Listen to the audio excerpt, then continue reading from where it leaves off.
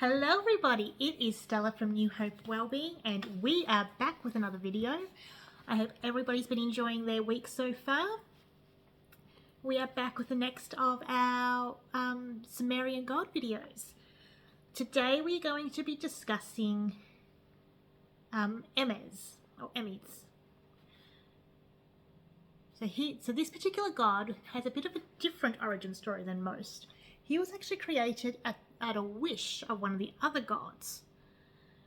So there is, in particular, according to the stories we have, he was created on the wish of the god Enlil. There is no story or no myth that we've found so far that names his parents. So, as far as we know, that this is exactly how he came to be on the wish of another god. So he holds responsibility on earth for the woods, the fields, the sheepfolds and stables. He is identified with the abundance of the earth and with summer. He's known as the guardian of the earth's productivity. He's a harvest deity as such, and he fits into the archetypes of growth, fertility and protection. So his influence would eventually stretch over rural life, especially with farmers and herdsmen. He's known by two different names, so Emes and Emesh. He is the symbol of summer's life-giving power. He did share a very profound connection with his brother Enten, the god of winter.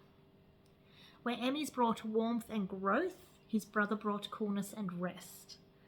In the Sumerian myth, the interplay between these two brothers is represented by the natural harmony of the agricultural year. Obviously, the 6 months of the year in the agricultural year was where we harvest, and the other half is where we rest the soil and prepare for the next harvest. Among Eme's other siblings was Ninurta, a powerful god known for his many roles, including lawgiver, healer, and warrior. In the stories that remain, Eme's role was solitary, focused on nurturing the earth rather than on family. So as such, there is no myth that we have been able to find so far that speaks of him having a consort or any children. So his purpose seems to have been ensuring the cycle of life continued through that summer harvest. His union as such was with the land itself, the trees, the fields, the sheepfolds, all thriving under his care. As he is the god of summer and vegetation, he stood as the guardian of the earth's fertile heartbeat. Though the myths do not tell of him having lovers or offspring, his legacy is echoed through every field or grove where life sprouted in endless renewal, and to this day still does. The plough was his most important symbol. It represented his deep bond with the farmers and cultivation and the productivity of the earth. In the Sumerian imagination, the plough was a tool through which Emes gave life to the land. He had grain sprouting from the shoulders of gods. In other depictions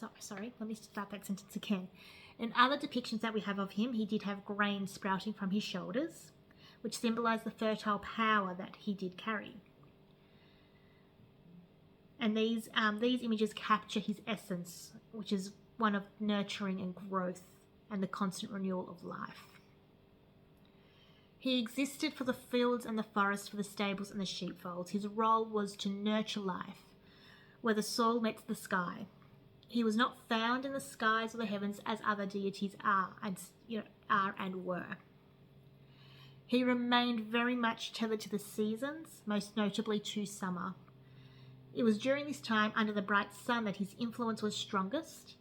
In the heat and the light, the earth bloomed, and he stood as the unseen force behind it all. The main myth surrounding Emes began with his creation by Enlil, the great god of air and storms. Enlil, wishing for the earth to flourish, brought Emes into being. His task was clear: to watch over the fields, the woods, the stables, and the sheepfolds. His responsibility was to ensure that the earth thrived under his care, particularly during the summer where growth would reach its peak. And anyone who likes to have their own vegetable gardens knows this. The vegetable gardens are full of abundance, whether it's tomatoes, zucchinis, eggplants. It's just the vegetable gardens in summer. They are constantly brimming with bounty to feed us all. But Emmy's story did not unfold alone. He shared a unique bond with his brother Enton, the god of winter. Although they represented the delicate balance between the seasons, summer's abundance and winter's rest, Emes nurtured the fields, the flocks during the warm months. Enton brought the cool quiet of winter, preparing the land for its next cycle of growth. In this myth, the two brothers' roles illustrated the eternal rhythm of life. Each god ruled their season, ensuring that the earth remained in harmony. Emmy's story echoes with the timeless beauty of nature's cycles, summer giving way to winter, winter giving way to summer, and the cycle continues year after year. His worship was rooted in the earth itself, as a subtle and constant of the changing seasons. As we can so far as tell, there were no stone structures or temples, and there were no specific cities that claimed him as their patron. Instead, he was a presence that lived in the fields he nurtured, the woods he protected, and the farms where the crops thrived under his care. So in this case, he was literally everywhere. And as such, his influence was likely strongest in rural Sumer rather than in the cities, which would make more sense, as he was the god of farmers and agriculture. Here in the heart of farming communities, Emes was honoured in the quiet moments of growth and harvest. The fields themselves became his sanctuaries, where farmers gave thanks and for the abundance he would bring during those summer months. So that is just a little bit about Emes. I believe next week we'll actually go into discussing his...